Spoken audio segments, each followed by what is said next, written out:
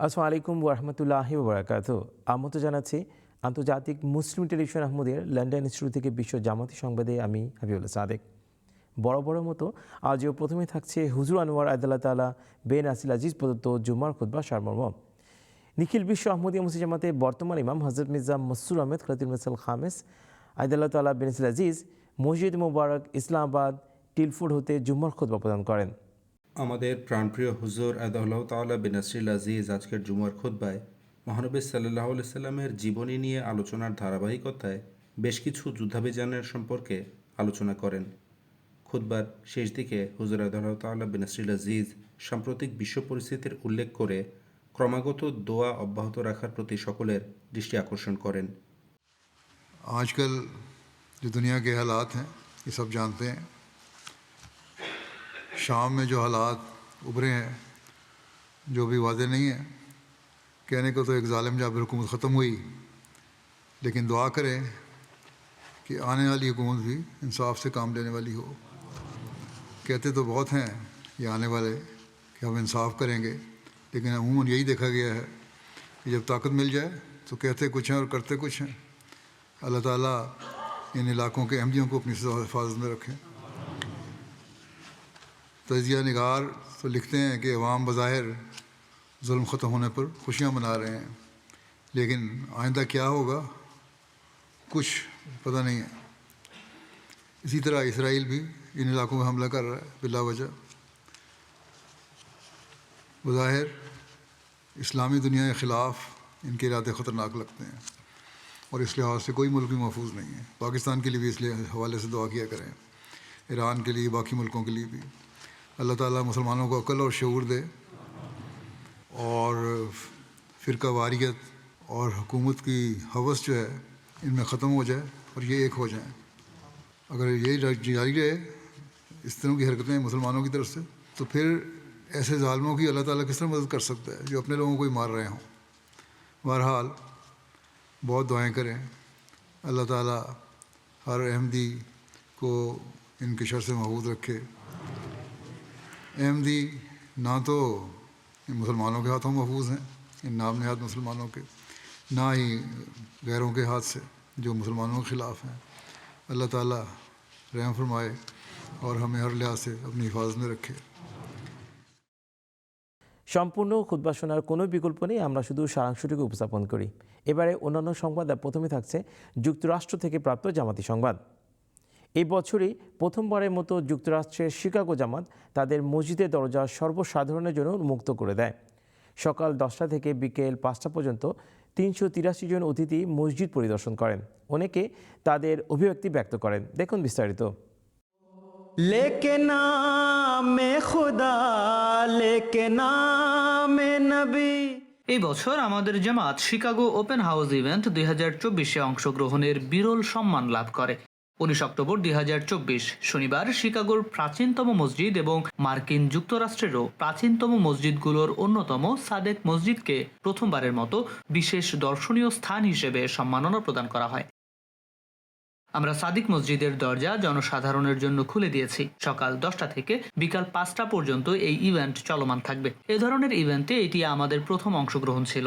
আমরা ইভেন্টের সফলতা নিয়ে অনিশ্চয়তার মাঝে ছিলাম, কিন্তু আল্লাহর অশেষ রহমতে আমরা দিনব্যাপী এই ইভেন্টে মোট 383 জন দর্শকের কাছে ইসলামের বাণী প্রচার করতে সক্ষম হই। অনেকের জন্য এটি ছিল প্রথম মসজিদ সফর, তাই তারা অনেক কৌতূহলী ছিলেন। তারা যেরূপ শ্রদ্ধা দেখিয়েছেন তাতে আমরা অত্যন্ত অভিভূত। আজ ওপেন হাউস শিকাগো উপলক্ষে আমি এই মসজিদ পরিদর্শন করেছি। আমি একজনের সাথে দেখা করেছি যিনি আমাকে অনেক অজানা তথ্য প্রদান করেছেন। এর ফলে ইসলাম সম্বন্ধে আমার জ্ঞান বৃদ্ধি পেয়েছে। আমার সংস্কৃতি ও ধর্মের সাথে এর খুব বেশি পার্থক্য নেই। এটি খুবই ভালো একটি উদ্যোগ এবং খুবই ফলপ্রসূ, এবং এর ফলে সকলের জ্ঞানই বৃদ্ধি পাবে বলে আমি মনে করি। এটি আমার জন্য অত্যন্ত সুন্দর এক অভিজ্ঞতা।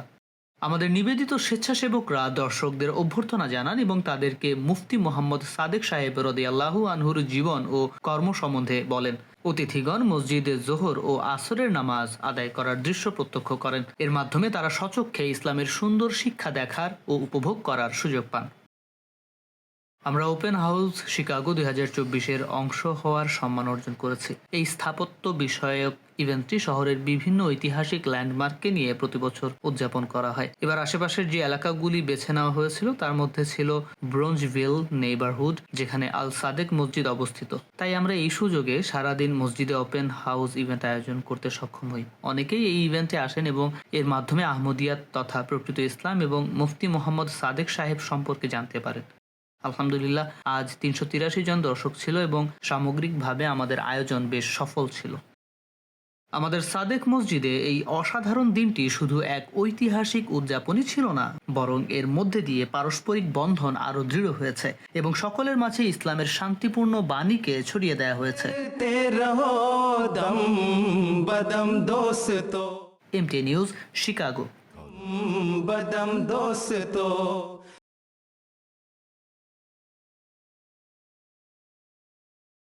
নিজস্ব ব্যবস্থাপনায় আহমদিয়া মুসলিম জামাত কানাডা আহমদিয়া মুসলিমিক প্রাথমিক বিদ্যালয় আনুষ্ঠানিকভাবে যাত্রা আরম্ভ করে।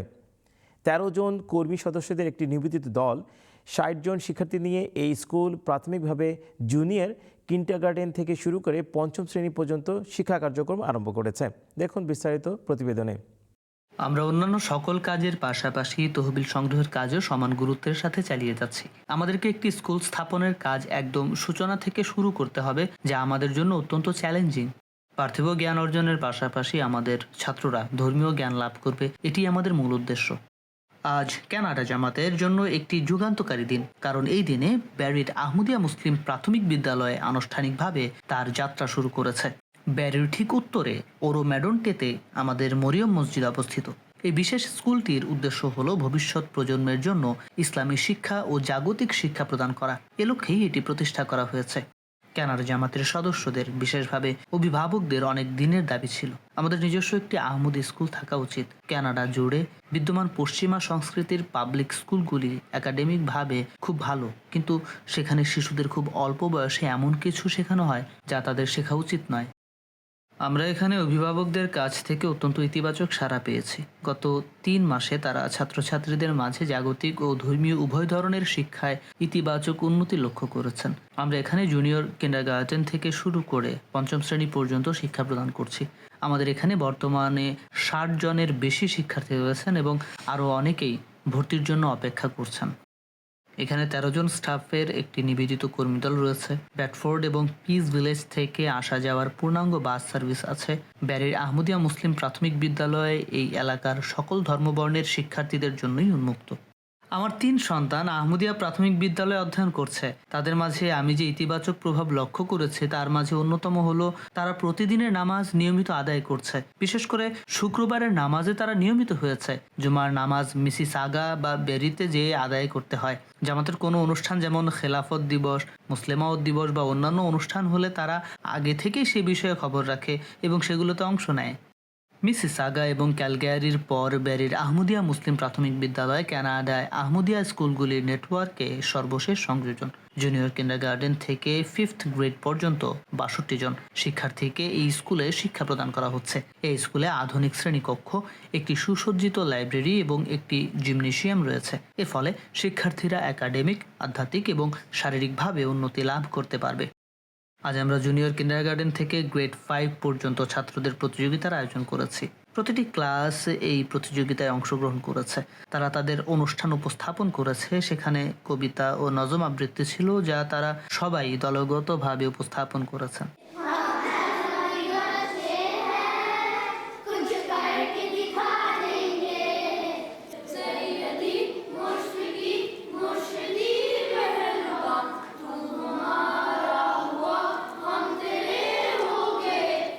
ব্যারির আহমদিয়া মুসলিম প্রাথমিক বিদ্যালয় জ্ঞান এবং ইমানের আলোকবর্তিকা হিসাবে দাঁড়িয়ে আছে। এর মধ্য দিয়ে একাডেমিক এবং ধর্মীয় শিক্ষার অন্যান্য মিশ্রণের সাথে ভবিষ্যৎ প্রজন্মকে গড়ে তোলার প্রস্তুতি নেওয়া হচ্ছে।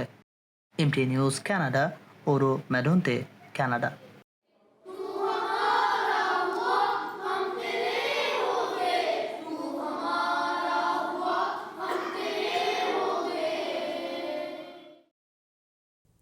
আজকের আয়োজনে সবচেয়ে থাকছে বাংলাদেশ থেকে প্রাপ্ত জামাতি সংবাদ।